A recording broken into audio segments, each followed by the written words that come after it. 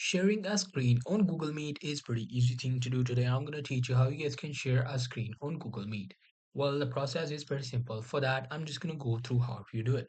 Suppose if you want to share a screen, just have to click on that and it will give you some sort of options. The first things first, it will give you some Chrome tabs which you want to share. These are all the Chrome tabs which are open for me. You can select the one which you want to share. However, you can share a window as well. The window will include some of the windows that I'm using in the background. However, you can share the entire screen as well. You just have to share the entire screen. You just have to go to this section. Now, entire screen, what it will do is it will actually share all of your activities whichever you are doing. If you share a window and if you share the Google Chrome, what it will do is if you minimize it, do anything in the background, it won't share it. However, in the case of entire screen, it will tell or show you are minimizing the window and it will show you exactly everything.